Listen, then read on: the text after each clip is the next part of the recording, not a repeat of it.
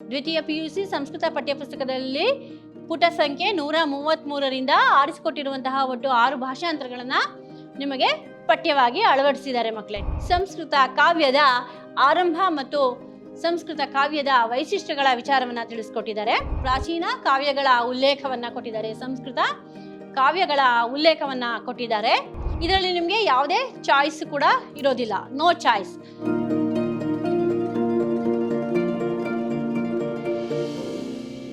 ಶ್ರೀ ಗುರುಭ್ಯೋ ನಮಃ. ಹರಿ ಓಂ. ಭವತಾಂ ಸರ್ವೇಷಾಮಪಿ ಪ್ರಥಮ ಷಾಣ್ಮಾಸಿಕ ಸಂಸ್ಕೃತ ಕಕ್ಷಾಂ ಪ್ರತಿ ಸ್ವಾಗತಂ. ಮಮ ನಾಮ ಭಾರತಿ. ಅಹಂ ವಿದ್ಯಾಶ್ರಮ ವಿದ್ಯಾಲಯೇ ಸಂಸ್ಕೃತ ವಿಭಾಗೆ ಕಾರ್ಯಂ ಕರೋಮಿ. ಪ್ರಿಯ ವಿದ್ಯಾರ್ಥಿಗಳೇ, ಮೈಸೂರು ವಿಶ್ವವಿದ್ಯಾನಿಲಯದ ವ್ಯಾಪ್ತಿಗೆ ಸಂಬಂಧಪಟ್ಟಂತಹ ಪ್ರಥಮ ಸೆಮೆಸ್ಟರ್ BBA ವಿದ್ಯಾರ್ಥಿಗಳಿಗೆ ಪ್ರಥಮ ಸೆಮೆಸ್ಟರ್ ಪರಿಚಯ ತರಗತಿಗೆ ಆತ್ಮೀಯ ಸ್ವಾಗತ. ಪ್ರಿಯ ವಿದ್ಯಾರ್ಥಿಗಳೇ, ಪ್ರಥಮ ಸೆಮೆಸ್ಟರ್ ಸಂಸ್ಕೃತ ಪಠ್ಯಪುಸ್ತಕಕ್ಕೆ ಸಂಬಂಧಪಟ್ಟಂತೆ ಯಾವೆಲ್ಲ ವಿಚಾರಗಳನ್ನು ನಿಮಗೆ ಈ ಸೆಮೆಸ್ಟರ್ನಲ್ಲಿ ಕೊಟ್ಟಿದ್ದಾರೆ ಎನ್ನುವಂತಹ ಒಂದು ಸೂಕ್ಷ್ಮ ಪರಿಚಯವನ್ನ ನಾನು ಇಂದು ಈ ಪರಿಚಯ ತರಗತಿಯಲ್ಲಿ ನಿಮಗೆ ಮಾಡಿಕೊಡ್ತೇನೆ ಮಕ್ಕಳೇ. ಬನ್ನಿ ನೋಡೋಣ ಏನೆಲ್ಲ ವಿಚಾರಗಳಿದೆ ಅನ್ನೋದನ್ನ. ಪುರತಃ ಗಚ್ಚಾಮಃ. ಪ್ರಿಯ ವಿದ್ಯಾರ್ಥಿಗಳೇ, ಹೊಸ ರಾಷ್ಟ್ರೀಯ ಶಿಕ್ಷಣ ನೀತಿಯ ಪ್ರಕಾರ ಪ್ರಥಮ ಸೆಮೆಸ್ಟರ್ ಸಂಸ್ಕೃತ ಪಠ್ಯಪುಸ್ತಕದಲ್ಲಿ ಕೊಟ್ಟಿರುವಂತಹ ವಿಚಾರಗಳು ಏನಿದೆ ಅನ್ನೋದನ್ನ ನಿಮ್ಗೆ ಇವಾಗ ತಿಳಿಸ್ಕೊಡ್ತೇನೆ. ಮೊಟ್ಟ ಮೊದಲಿಗೆ ಪ್ರಥಮ ಯೂನಿಟ್ನಲ್ಲಿ ಅಂದರೆ ಪ್ರಥಮ ವಿಭಾಗದಲ್ಲಿ ಸಂಸ್ಕೃತ ಸಾಹಿತ್ಯ ಪರಂಪರಾ ಎನ್ನುವಂತಹ ವಿಚಾರವನ್ನ ಕೊಟ್ಟಿದ್ದಾರೆ. ಆ ಪುಸ್ತಕವನ್ನ ಬರೆದಿರುವಂತಹವರು ಡಾಕ್ಟರ್ M ಶಿವಕುಮಾರ ಸ್ವಾಮಿ ಅವರು. ಆಯ್ತಾ. ನಂತರ ಎರಡನೆಯ ವಿಭಾಗ ಯೂನಿಟ್ 2. ಇದರಲ್ಲಿ ನಿಮ್ಗೆ ಕುಮಾರ ಸಂಭವಂ ಪಂಚಮ ಸರ್ಗ. ಈ ಕುಮಾರ ಸಂಭವಂ ಕವಿಕುಲ ಗುರುವಾದಂತಹ ಕಾಳಿದಾಸ ಬರೆದಿರುವಂತಹ ಕುಮಾರ ಸಂಭವಂನ ಪಂಚಮ ಸರ್ಗದಿಂದ 1ರಿಂದ 40 ಶ್ಲೋಕದವರೆಗೆ ನಿಮಗೆ ಪಾಠವನ್ನ ಈ ಪ್ರಥಮ ಸೆಮೆಸ್ಟರ್ ಪಠ್ಯಪುಸ್ತಕಕ್ಕೆ ಅಳವಡಿಸಿದ್ದಾರೆ ಮಕ್ಕಳೇ. ಅದಾದ ನಂತರ ಯೂನಿಟ್ 3 ವಿಭಾಗ 3. ಈ ವಿಭಾಗದಲ್ಲಿ ನಿಮಗೆ ಸಂಸ್ಕೃತ ವ್ಯವಹಾರ ಸಾಹಸ್ರಿ, ಸಂಸ್ಕೃತ ವ್ಯವಹಾರ ಸಾಹಸ್ರಿ ಅಂತ ಹೇಳಿ ಸಂಸ್ಕೃತ ಭಾರತೀಯವರು ಕೊಟ್ಟಿರುವಂತಹ ಒಂದು ಪುಸ್ತಕದಿಂದ ಆರಿಸಿಕೊಟ್ಟಿರುವಂತಹ 18 ಪೇಜ್ಗಳ ಪಾಠವನ್ನ ಕೊಟ್ಟಿದ್ದಾರೆ.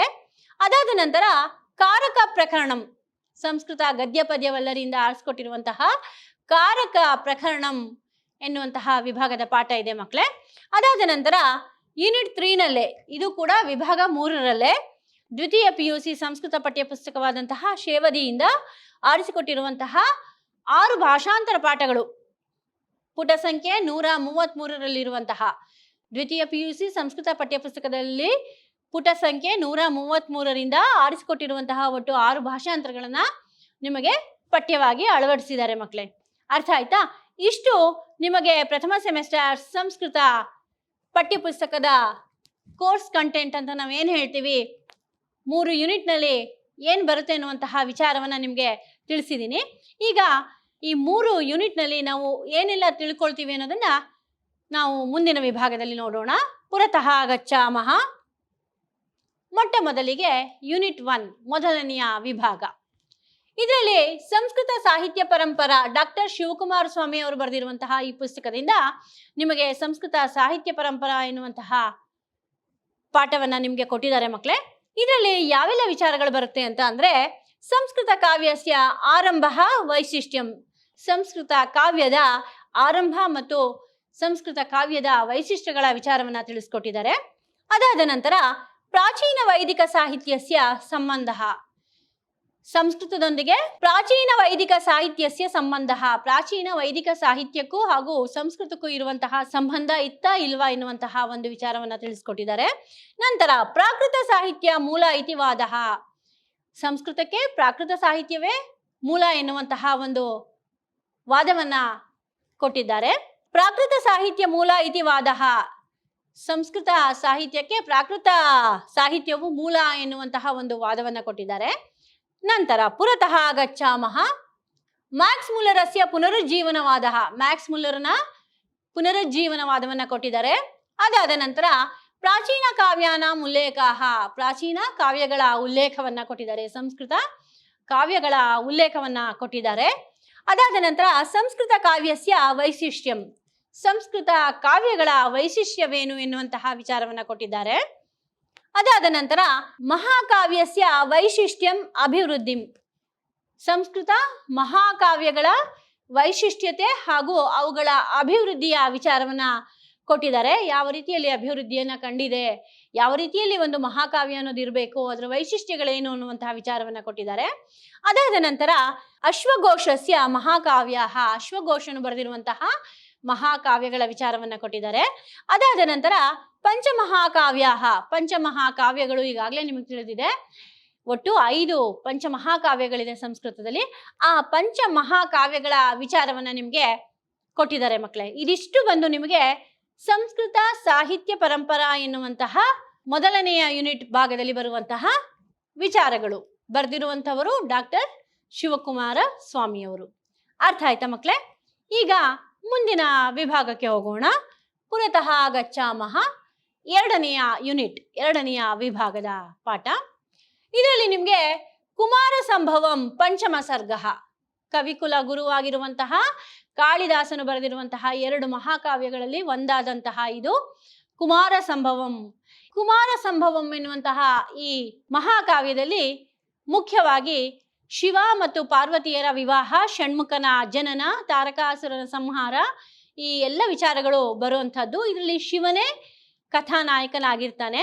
ಹಾಗಾಗಿ ಈ ಪ್ರಸ್ತುತ ಪಂಚಮ ಸರ್ಗದಲ್ಲಿ ಏನ್ ವಿಚಾರವನ್ನ ಕೊಟ್ಟಿದ್ದಾರೆ ಅಂದ್ರೆ, ಶಿವನನ್ನ ಕುರಿತು ಪಾರ್ವತಿಯು ಕಠಿಣವಾದಂತಹ ತಪಸ್ಸನ್ನ ಮಾಡ್ತಾಳೆ. ಶಿವನನ್ನ ಒಲಿಸಿಕೊಳ್ಳುವುದಕ್ಕಾಗಿ ಕಠಿಣವಾದಂತಹ ತಪಸ್ಸನ್ನ ಮಾಡ್ತಾಳೆ.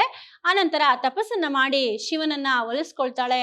ಈ ವಿಚಾರಗಳನ್ನ ಕುಮಾರ ಸಂಭವಂ ಪಂಚಮ ಸರ್ಗದ 1ರಿಂದ 40 ಶ್ಲೋಕಗಳವರೆಗೆ ನಿಮಗೆ ವಿವರಣೆಯನ್ನ ಕೊಟ್ಟಿದ್ದಾರೆ ಮಕ್ಕಳೇ. ಒಟ್ಟು ಇದರಲ್ಲಿ ನಿಮಗೆ 17 ಸರ್ಗಗಳಿದೆ. ಕುಮಾರ ಸಂಭವಂನಲ್ಲಿ 17 ಸರ್ಗಗಳಿವೆ. ಒಂದು ಮಹಾಕಾವ್ಯ ಅನ್ನಿಸ್ಕೋಬೇಕು ಅಂದ್ರೆ ಅದರಲ್ಲಿ ಅನೇಕ ಸರ್ಗಗಳಿರ್ಬೇಕು. ಹಾಗಾಗಿ ಇದರಲ್ಲಿ 17 ಸರ್ಗಗಳಿವೆ.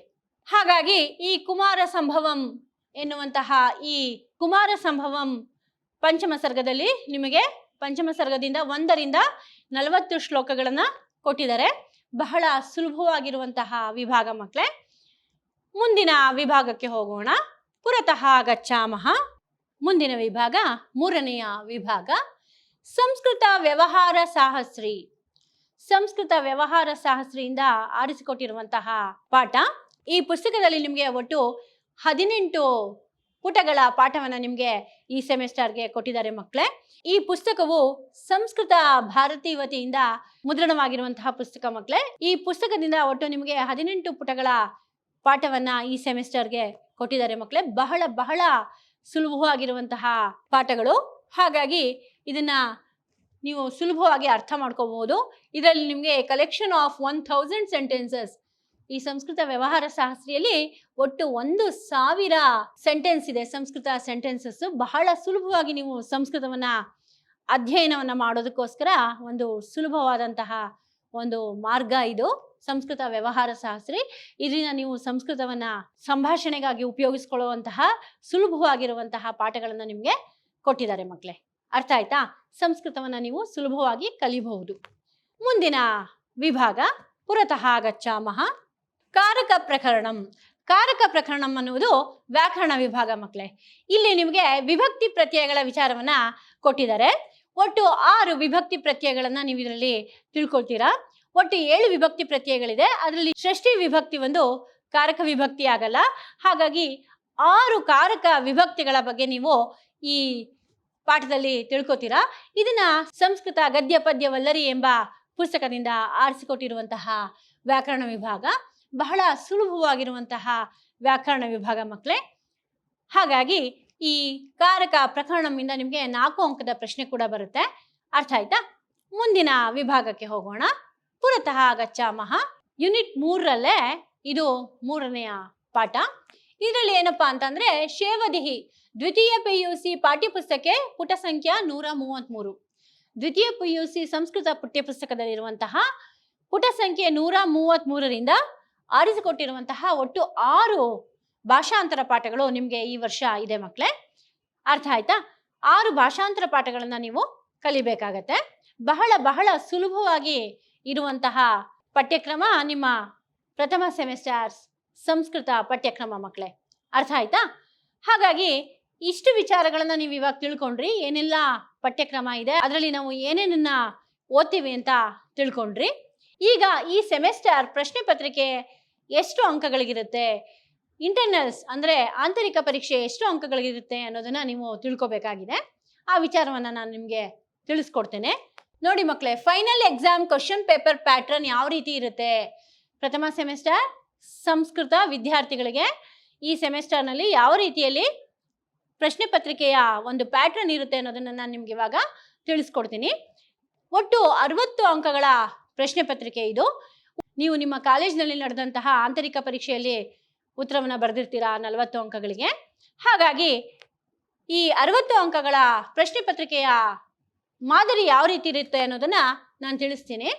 ಯೂನಿಟ್ ಎನಲ್ಲಿ ಪ್ರಥಮ ಯೂನಿಟ್, ಅದರಲ್ಲಿ ನಿಮಗೆ ಚೂಸ್ ದ ಕರೆಕ್ಟ್ ಆನ್ಸರ್ಸ್, ಸರಿಯಾದ ಉತ್ತರವನ್ನು ಆಯ್ಕೆ ಮಾಡಿ ಬರೆಯಿರಿ. ಇದು MCQ ಮಕ್ಕಳೇ. ಇದಕ್ಕೆ ನಿಮಗೆ ಒಟ್ಟು 5 ಅಂಕಗಳಿರುತ್ತೆ. ಎಷ್ಟು ಅಂಕಗಳಿರುತ್ತೆ? 5 ಅಂಕಗಳಿರುತ್ತೆ. ನಂತರ right short note on any 2 out of 3 any 2. ಒಟ್ಟು 3 ಪ್ರಶ್ನೆಗಳನ್ನ ಕೊಟ್ಟಿರ್ತಾರೆ. 3 ಪ್ರಶ್ನೆಯಲ್ಲಿ ಯಾವುದಾದ್ರೂ 2 ಬರೀರಿ ಅಂತ ಹೇಳಿ. 2 × 5 10 ಅಂಕಗಳು ಮಕ್ಕಳೇ. ನಿಮಗೆ 5 ಅಂಕಗಳಂತೆ 2 ಪ್ರಶ್ನೆಗೆ ನೀವು ಉತ್ತರವನ್ನ ಬರಿತೀರಾ. ನಂತರ ಯೂನಿಟ್ ಬಿ, 2ನೆಯ ವಿಭಾಗ, ಅದರಲ್ಲಿ 3ನೆಯ ಮೇನ್ ಮಕ್ಕಳೇ. ಪ್ರಶ್ನೆಯ ಕ್ರಮ ಸಂಖ್ಯೆಯಂತೆ 3ನೆಯ main. Annotate and explain any 2 out of 4 any 2 you have to write. ಅಂದರೆ 4 ಪ್ರಶ್ನೆಗಳನ್ನ ಕೊಟ್ಟಿರ್ತಾರೆ. 4 ಪ್ರಶ್ನೆಗಳಲ್ಲಿ ಯಾವುದಾದ್ರೂ 2 ಪ್ರಶ್ನೆಗೆ ನೀವು ಉತ್ತರವನ್ನ ಬರೀತೀರಾ. 2 × 3 6. 4ರಲ್ಲಿ ಯಾವುದಾದ್ರೂ 2 ಪ್ರಶ್ನೆಗೆ ಉತ್ತರವನ್ನ ಬರೀತೀರಾ. 3 ಅಂಕ, ಒಂದೊಂದು ಪ್ರಶ್ನೆಗೆ 3 ಅಂಕದಂತೆ ನಿಮಗೆ 6 ಅಂಕಗಳು ಸುಲಭವಾಗಿ ಲಭಿಸುತ್ತೆ ಮಕ್ಕಳೇ. ನಂತರ 4ನೇ ಮೇನ್, ಇದರಲ್ಲಿ translate and explain any 2 out of 4 you have to write 2. ನೀವು 4 ಪ್ರಶ್ನೆಗಳಲ್ಲಿ ಯಾವುದಾದ್ರೂ 2 ಪ್ರಶ್ನೆಗಳಿಗೆ ಉತ್ತರವನ್ನ ಬರೀತೀರಾ. ಅದಕ್ಕೆ ನಿಮಗೆ 2 × 5 10 ಅಂಕಗಳು ಲಭಿಸುತ್ತೆ ಮಕ್ಕಳೇ. ಎಷ್ಟು ಅಂಕ ಲಭಿಸುತ್ತೆ? 5 × 2 10 ಅಂಕಗಳು ನಿಮಗೆ ಸುಲಭವಾಗಿ ಲಭಿಸುತ್ತೆ. ತುಂಬ ಸುಲಭವಾಗಿರುತ್ತೆ ಮಕ್ಕಳೇ. ಅರ್ಥ ಆಯ್ತಾ? ಮುಂದಿನ ವಿಭಾಗ 5ನೆಯ ಮೈನ್. 5ನೇ ಮೈನಲ್ಲಿ ಆನ್ಸರ್ ಎನಿ 2 ಕ್ವೆಶನ್ಸ್, ಯಾವುದಾದ್ರೂ 2 ಪ್ರಶ್ನೆಗಳಿಗೆ ಉತ್ತರವನ್ನ ಬರೆಯಿರಿ. Out of 3 any 2. Out of 3 questions you have to write 2 questions. ಇಲ್ಲಿ ನಿಮಗೆ 10 ಅಂಕಗಳ 2 ಪ್ರಶ್ನೆಗಳನ್ನ ನೀವು ಬರಿಬೇಕಾಗತ್ತೆ. 3 ಪ್ರಶ್ನೆಯಲ್ಲಿ 2 ಪ್ರಶ್ನೆಗಳಿಗೆ ನೀವು ಉತ್ತರವನ್ನ ಬರಿತೀರಾ. ಅರ್ಥ ಆಯ್ತಾ? ನಂತರ ಯೂನಿಟ್ ಸಿ. ಯೂನಿಟ್ ಸಿ ಅಲ್ಲಿ ನಿಮಗೆ ಏನು ಪ್ರಶ್ನೆ ಕೊಟ್ಟಿದ್ದಾರೆ ಅನ್ನೋದನ್ನ ನೋಡೋಣ. Fill up the blanks with appropriate forms of word given in the brackets and name the ಕಾರಕಾಸ್. ಇದರಲ್ಲಿ ನಿಮಗೆ ಚಾಯ್ಸ್ ಇರಲ್ಲ. ಆವರಣದಲ್ಲಿ ಕೊಟ್ಟಿರುವಂತಹ ಪದವನ್ನ ಉಪಯೋಗಿಸಿಕೊಂಡು ಸರಿಯಾಗಿರುವಂತಹ ಕಾರಕವನ್ನ ಬಿಟ್ಟ ಜಾಗಕ್ಕೆ ತುಂಬಿರಿ ಅಂತ ಈ ಪ್ರಶ್ನೆ ಮಕ್ಕಳೇ. ಬಹಳ ಸುಲಭವಾಗಿ ನೀವು 4 ಅಂಕಗಳನ್ನ ಈ ವಿಭಾಗದಲ್ಲಿ ಪಡಿಬಹುದು. ಹಾಗಾಗಿ 4 × 1 4 ಅಂಕಗಳು ಮಕ್ಕಳೇ. ತುಂಬಾ ಸುಲಭವಾಗಿರುವಂತಹ ವಿಭಾಗ ಇದು. ಅರ್ಥ ಆಯ್ತಾ? ನಂತರ 7ನೇ ವಿಭಾಗ translate into English or Kannada. English ಅಥವಾ ಕನ್ನಡಕ್ಕೆ ನೀವು ಯಾವ ಮಾಧ್ಯಮವನ್ನು ಆಯ್ಕೆ ಮಾಡ್ಕೊಂಡಿದ್ದೀರಾ ಆ ಮಾಧ್ಯಮದಲ್ಲಿ ನೀವು ಟ್ರಾನ್ಸ್ಲೇಷನ್ನ ಬರಿಬಹುದು. ಇದರಲ್ಲಿ ನಿಮಗೆ ಯಾವುದೇ ಚಾಯ್ಸ್ ಕೂಡ ಇರೋದಿಲ್ಲ, ನೋ ಚಾಯ್ಸ್. ಆಯ್ತಾ? ಇದನ್ನ ಯಾವುದರಿಂದ ಆರಿಸ್ಕೊಟ್ಟಿರ್ತಾರಪ್ಪ ಸೆಂಟೆನ್ಸ್ನ ಅಂದರೆ ಸೆಂಟೆನ್ಸಸ್, 5 ಸೆಂಟೆನ್ಸಸ್ ಫ್ರಮ್ ವ್ಯವಹಾರ ಸಾಹಸ್ರಿ. ಸಂಸ್ಕೃತ ವ್ಯವಹಾರ ಸಾಹಸ್ರಿಯಿಂದ ಯಾವುದಾದ್ರೂ 5 ಸಂಸ್ಕೃತ ವಾಕ್ಯಗಳನ್ನು ನಿಮಗೆ ಆರಿಸ್ಕೊಟ್ಟಿರ್ತಾರೆ. ಆ 5 ವಾಕ್ಯಗಳಿಗೆ ನೀವು ಇಂಗ್ಲಿಷ್ ಅಥವಾ ಕನ್ನಡದಲ್ಲಿ ಭಾಷಾಂತರವನ್ನ ಮಾಡಬೇಕು ಮಕ್ಕಳೇ. ಅರ್ಥ ಆಯ್ತಾ? ಅದಕ್ಕೆ ನಿಮಗೆ 5 × 1 5 ಅಂಕಗಳು ಇರುತ್ತೆ. ಅದು ಇಲ್ದಿದ್ರೆ ಇನ್ನೂ ಒಂದು ಚಾಯ್ಸ್ ಕೊಟ್ಟಿದ್ದಾರೆ ನಿಮಗೆ. ಅಥವಾ ಅದನ್ನ ಬರೆಯಲ್ಲ ಅಂತ ಅಂದ್ರೆ ನಿಮಗೆ 1 paragraph from Shevadi, page number 133, second PUC. Shevadi ಎನ್ನುವಂತಹ ದ್ವಿತೀಯ PUC ಸಂಸ್ಕೃತ ಪಠ್ಯ ಪುಸ್ತಕದ 133ನೇ ಪೇಜ್ನಲ್ಲಿರುವಂತಹ 6 ಭಾಷಾಂತರ ಪಾಠಗಳಲ್ಲಿ ಯಾವುದಾದ್ರೂ ಒಂದು ಭಾಷಾಂತರ ಪಾಠವನ್ನ ಕೊಟ್ಟಿರ್ತಾರೆ. ಅದಕ್ಕೆ ನೀವು ಟ್ರಾನ್ಸ್ಲೇಷನ್ನ ಬರಿಬೇಕಾಗುತ್ತೆ ಮಕ್ಕಳೇ. ಸಂಸ್ಕೃತದಲ್ಲಿರುವಂತಹ ಭಾಷಾಂತರ ಪಾಠಕ್ಕೆ ನೀವು ಇಂಗ್ಲಿಷ್ನಲ್ಲಿ ಅಥವಾ ಕನ್ನಡದಲ್ಲಿ ಟ್ರಾನ್ಸ್ಲೇಷನ್ ಮಾಡಬೇಕು. ಅದಕ್ಕೆ ನಿಮಗೆ 5 ಅಂಕಗಳು ಇರುತ್ತೆ. ಅರ್ಥ ಆಯ್ತಾ? ಈ ರೀತಿಯಾಗಿ ನಿಮ್ಮ ಈ ವರ್ಷದ ಪಠ್ಯಕ್ರಮ ಹಾಗೂ ಆ ಪಠ್ಯಕ್ರಮಕ್ಕೆ ತಕ್ಕಂತೆ 60 ಅಂಕಗಳ ಪ್ರಶ್ನೆ ಪತ್ರಿಕೆ, 40 ಅಂಕಗಳ ಆಂತರಿಕ ಪರೀಕ್ಷೆ ಇರುತ್ತೆ ಮಕ್ಕಳೇ. ಈ ರೀತಿಯಾಗಿ ನಿಮಗೆ 60 ಅಂಕಗಳ ಫೈನಲ್ ಎಕ್ಸಾಮ್ ಇರುತ್ತೆ. 40 ಅಂಕಗಳ ಆಂತರಿಕ ಪರೀಕ್ಷೆ ಕಾಲೇಜಿನಲ್ಲಿ ನಡೆದಿರುತ್ತೆ ಮಕ್ಕಳೇ. ಇಲ್ಲಿಗೆ ಪ್ರಥಮ ಸೆಮಿಸ್ಟರ್ ಸಂಸ್ಕೃತ ಪಠ್ಯ ಪುಸ್ತಕದಲ್ಲಿರುವಂತಹ ಪಾಠಗಳ ವಿಚಾರ ನಿಮಗೆ ತಿಳಿದಿದೆ ಮಕ್ಕಳೇ. ಹಾಗೂ ಪ್ರಥಮ ಸೆಮಿಸ್ಟರ್ ಸಂಸ್ಕೃತ ಪಠ್ಯ ಪುಸ್ತಕಕ್ಕೆ ಸಂಬಂಧಪಟ್ಟಂತಹ ಪ್ರಶ್ನೆ ಪತ್ರಿಕೆಯ ಮಾದರಿ ಯಾವ ರೀತಿಯಲ್ಲಿ ಬರಬಹುದು ಎನ್ನುವಂತಹ ವಿಚಾರ ನಿಮಗೆ ತಿಳಿಸಿದ್ದೇನೆ. ಇಲ್ಲಿಗೆ ಈ ಪರಿಚಯ ತರಗತಿ ಎನ್ನುವುದು ಮುಕ್ತಾಯವಾಯಿತು ಮಕ್ಕಳೇ. ನಿಮಗೆಲ್ಲರಿಗೂ ಕೂಡ ಶುಭವಾಗಲಿ ಎಂದು ಹಾರೈಸುತ್ತಾ ಮುಂದಿನ ತರಗತಿಗಳಲ್ಲಿ ಪಾಠಗಳೊಂದಿಗೆ ನಾನು ನಿಮ್ಮನ್ನ ಭೇಟಿ ಮಾಡ್ತೇನೆ. ಅಲ್ಲಿಯವರೆಗೂ ಧನ್ಯವಾದ. ಶುಭ ದಿನ.